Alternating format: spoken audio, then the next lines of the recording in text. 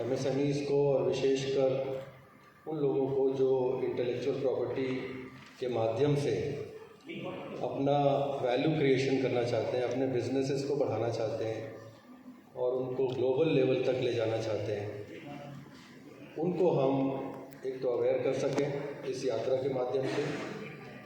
और government of India की ministry of MSME की जो आईपी इंटेलेक्चुअल प्रॉपर्टी की जो योजना है, स्कीम है, उसके अंदर क्या क्या बेनिफिट्स एमएसएमईज़ को और उन लोगों को जो अपने इंटेलेक्चुअल प्रॉपर्टी को रजिस्टर करना चाहते हैं, उनके क्या एडवांटेजेस, क्या उनको फाइनेंशियल इंसेंटिव दिए जाते हैं।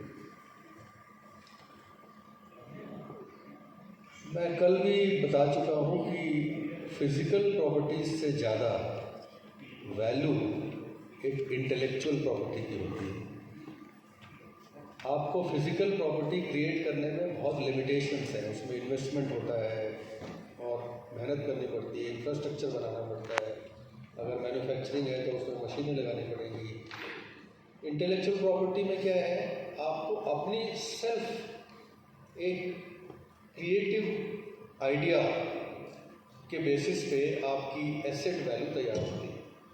मैंने एग्जांपल दिए थे कुछ कल, जैसे माइक्रोसॉफ्ट, गूगल और अल्फ़ाबेट। आप सब स्टूडेंट्स लोग अवेयर होंगे कि इन लोगों ने कैसे अपनी इंटेलेक्चुअल प्रॉपर्टी के माध्यम से कैसे अपनी कंपनीज़ के वैल्यूएशन ट्रिलियन डॉलर कर लिए। 3 ट्रिलियन डॉलर की वैल्यूएशन है माइक्रोसॉफ्ट की, लगभग 3 ट्रिलियन डॉलर, क्योंकि बहुत कई कंट्रीज़ के टोटल जीडीपी से भी ज़्यादा है।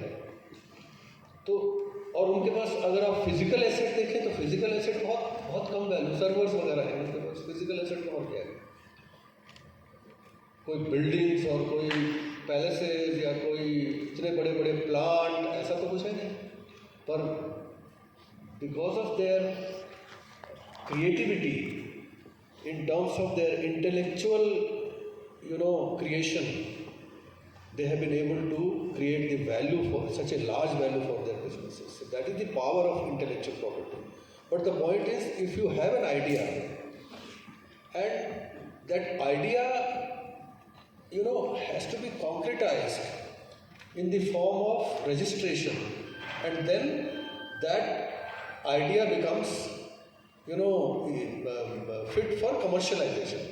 आइडिया स्टेज पे रह जाए अगर, उसका कोई वैल्यू नहीं होता। आइडिया को आप कमर्शलाइज कैसे करेंगे, वैल्यू उसका होगा जब आप कमर्शलाइज करके उससे रेवेन्यू जनरेट करना शुरू करेंगे और उससे सोशल बेनिफिट्स होंगे। ये एक पूरी प्रोसेस है और इस पूरी प्रोसेस में हमें किस तरह से उस जर्नी को क्रॉस करना है, कैसे उसको पूरा करना है, ये एक इम्पॉर्टेंट प्रोग्राम है जिसके माध्यम से हम ये पूरी प्रोसेस को बताएंगे। तो आज हमारे बीच में जो आईपी का पूरा program government of India ministry of MSME में देखते हैं, सतीश कुमार जी खुद यहाँ पे हैं और मैं उनसे चाहूँगा कि सबसे पहले हम उन्हीं से शुरू करें।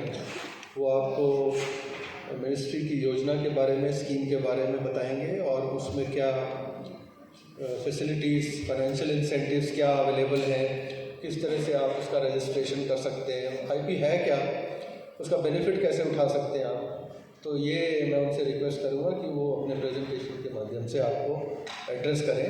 उसके बाद मैं बाकी डिस्ट्रिक्ट स्पीकर से रिक्वेस्ट करूँगा वन बाय वन। आपकी क्वेरीज अगर कोई होंगी तो आप एड्रेस कंप्लीट होने के बाद क्वेरीज रेज कर सकते हैं। Thank you. Over to you.